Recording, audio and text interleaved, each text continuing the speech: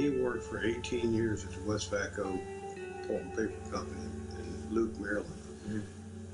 At the age of 36, which was beyond draft ability, and he didn't have to go in the military at all, but he felt like because of his country and his duty and obligation that he would go ahead and join. So he joined the military at the age of 36 and did training here in the United States, and then was shipped over to Belgium,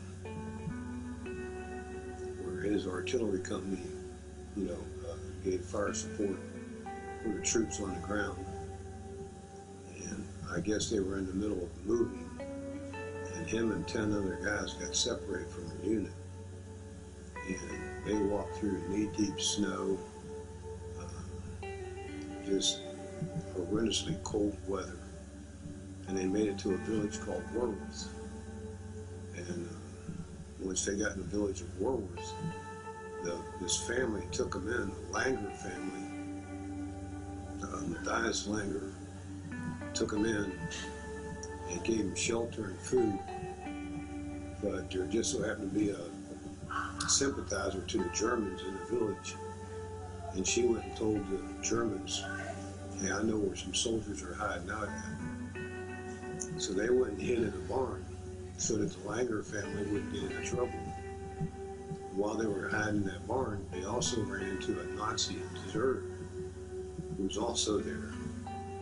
So with the 12 of them there, when the Germans came, they had 2 rifles between the 11 of them. Of course, hold them off was not an option. So they surrendered under the terms of prisoners of war and the Geneva Convention. Well, the Germans saw that as different. They didn't go by the Geneva Convention. They took them out in a pasture and mutilated them, cut their genitals off, stabbed them numerous times, and then shot them and left them in a small pit just to die. And I actually have pictures of that pit, where they were actually, it's an actual picture of them where they left them lay. And what happened after that was the Langer family and the villagers took it upon themselves to make a memorial for my uncle and the other 10 soldiers who were involved. That's why it's called the Warworth 11.